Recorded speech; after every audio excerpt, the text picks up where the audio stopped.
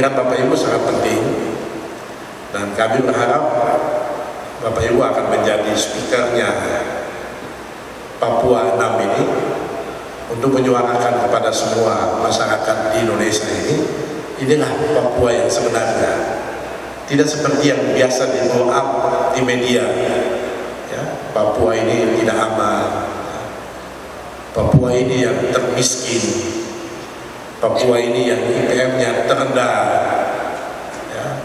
Banyak bodoh-bodoh di sini gitu. Jadi kita ini dapat yang tidak bagus semua Pak Ketua. Nah, hari ini kesempatan Pak Ketua dan semua komisaris ya, Bank Pembangunan Daerah se-Indonesia yang hadir di sini bisa membuktikan ya. Kalau kita yang termiskin, kok bisa kita bangun gedung kayak begini? Ini kan tidak beda jauh juga dengan gedung yang dipunya paket dua umum ya. Itu contoh saja Pak. Karena memang kadang-kadang kita ini mispersepsi Pak ya, cara pandang kita yang berbeda. Banyak ahli yang baru tahu sedikit tentang Papua kemudian membuat asumsi-asumsi, bahkan bukan hanya asumsi tapi sudah menyimpulkan tentang kondisi Papua. Ketika dia melihat data statistik, maka dia temukan di situ bahwa kalau yang kemiskinan tertinggi di Indonesia ada di Papua ya. 6 provinsi itu sudah berurutan Pak, dari 30 sekarang kan 38 Pak ya. Jadi dari 34, 35, 36, 37, 38 itu urutan itu kemiskinan tertinggi di Indonesia. Dia lihat data statistik seperti itu ya.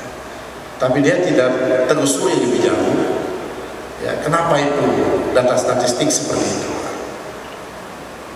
Karena memang kita bangun Papua sungguh-sungguh ini Pak Ketua dan Bapak Ibu semua baru tahun 2002 ya, jadi kita startnya itu 2002, kita terlambat start ya. Tahun 61, 62 itu ada proses integrasi sampai 63 ya, tapi tidak tuntas karena ternyata dari resolusi PBB itu diminta harus ada yang namanya penentuan pendapat rakyat atau namanya PPRA ya. Jadi rakyat diminta untuk ya seperti apa namanya, jajak pendapat. Nah, kemudian dilakukanlah jajak pendapat itu, dan pada bulan September tahun 69 perwakilan yang mengikuti jajak pendapat sepakat untuk bergabung dengan Negara Kesatuan Republik Indonesia. Baru kemudian sesudah itu lahir Undang-Undang Nomor 12 Tahun 69 tentang pembentukan Provinsi Irian Barat, Provinsi Otonom Irian Barat, dan Kabupaten-Kabupaten Otonom di Irian Barat. Itu baru tahun 69 Pak. Sesudah itu belum selesai Pak. Karena sesudah itu ada namanya DOB ya, DOM ya, DOM. DOB itu daerah otonom baru yang saya maksud DOM. Ada Papua itu masih jadi DOM, daerah operasi militer. Jadi tidak bisa juga membangun Pak. Itu sampai tahun 70-an, puncaknya 78, 77, 78 itu masih. Kalau disuarakan juga kepada semua pihak bahwa pembangunan Papua ini sudah berubah. Papua sedang berubah. Papua sedang berubah.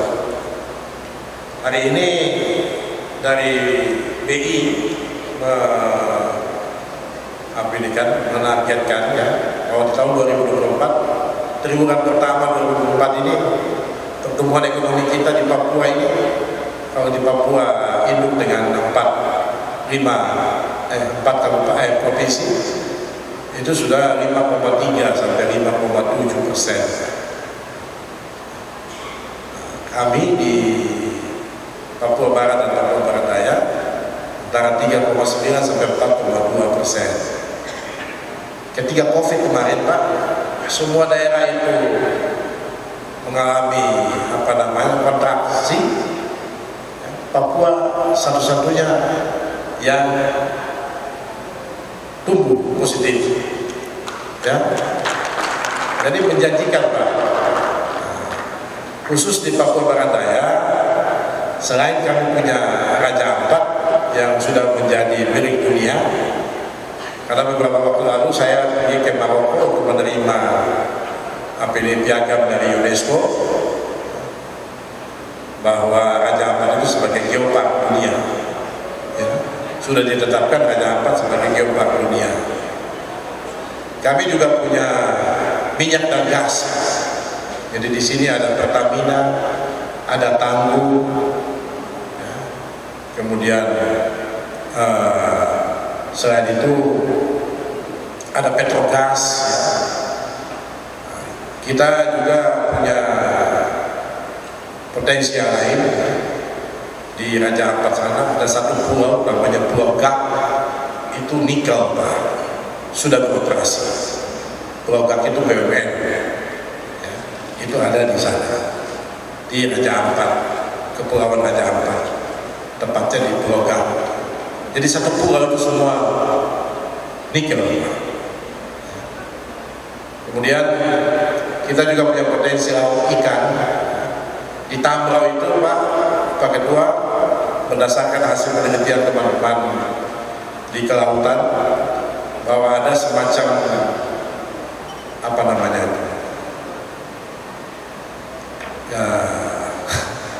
palu, ya, palu.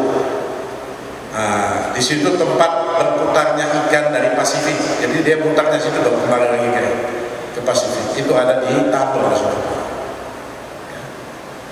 Jadi Tambrau, kemudian juga di Sorong Selatan tempatnya Pak Sesa ini. Sesa sudah kelihatan ya. Oh ada ya.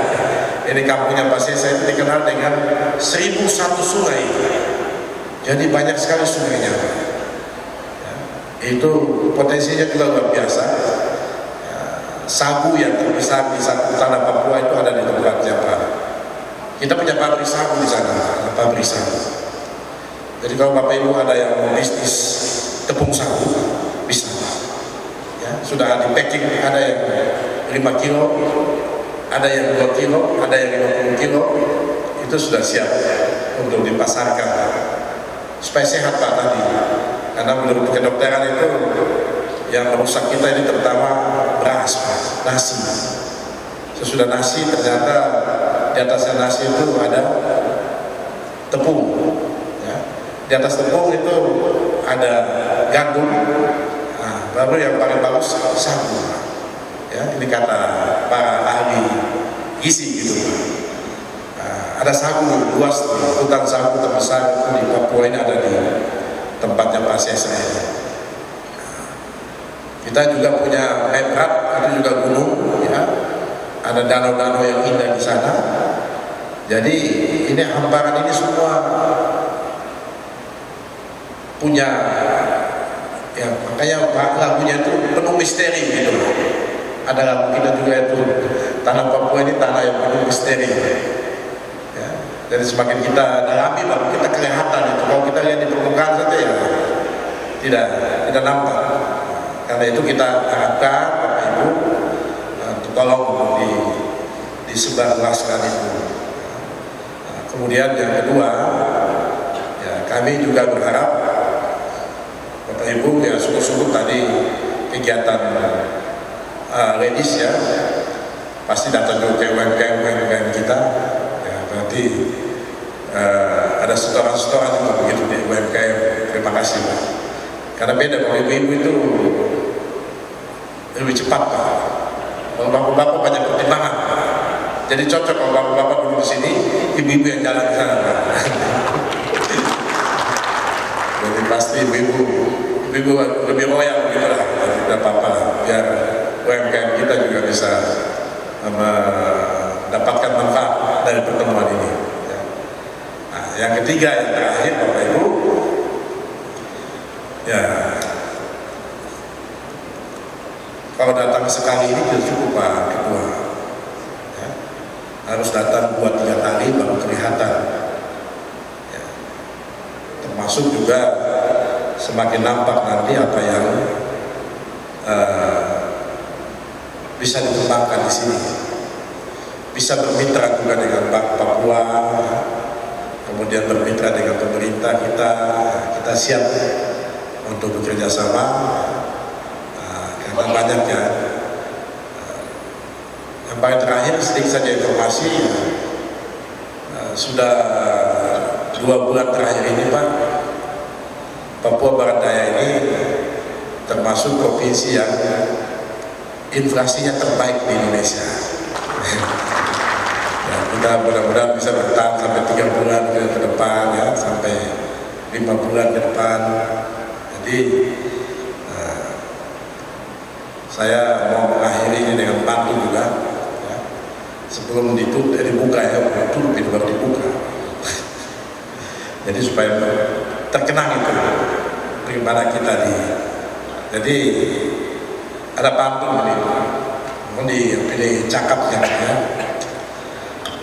Tanam kentang di gorong-gorong, kentang ditanam bersama terong.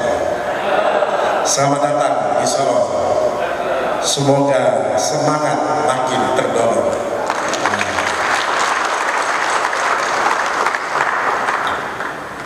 Jadi itu Bapak Ibu, mudah-mudahan di sini akan memberikan energi positif, energi baru bagi Bapak Ibu semua. Karena secara alamiah matahari itu terbit dari sini. Kami sudah bangun duluan, Bapak Ibu masih tidur. Padahal kami sudah sembahyang, kami sudah sholat, Bapak Ibu masih tidur. Kami sudah bekerja, Bapak Ibu baru sembahyang. Ya, kami sudah tidur, Bapak Ibu masih dalam perjalanan karena macet di Jakarta. Kita sudah tidur nyenyak. Jadi energi kita besok pagi sudah bagus lagi karena tidak habis waktu kita di jalan di kemacetan, hiruk-pikuknya kota-kota besar. Jadi semua ada positifnya, gitu, ya. Jadi mudah-mudahan Pak Ketua dan Bapak Ibu semua, ini menjadi momentum baik bagi Papua pada umumnya, yang kami 6 provinsi itu, untuk bisa meningkatkan kolaborasi kita, sinergitas kita, ya. Dan kalau Bapak Ibu, apalagi kalau ada bank yang mau kerjasama di sini, ya, ini nilai ibadahnya lebih besar Pak Ketua daripada di Jawa Barat sudah banyak Pak. Ya, tapi kalau misalnya nanti Bank Jabar itu kasih kredit untuk pengusaha yang di sini membangun apa di sini, ya, misalnya, itu nilai ibadahnya besar karena memang diberikan kepada yang membutuhkan, ya. Jadi ini mudah-mudahan menjadi momentum baik untuk kita menjalin kerjasama. Selamat melaksanakan seminar dan juga rapat kerja nasional Forum Dewan Komisaris Bank Pembangunan Daerah se-Indonesia. Mudah-mudahan dengan kehadiran di tanah Papua ini, ya, akan memberikan spirit, ya, memberikan motivasi, memberikan semangat lagi bagi Bapak Ibu untuk semakin kita bisa menjalin hubungan kerjasama dan meningkatkan kinerja bank-bank kita ini.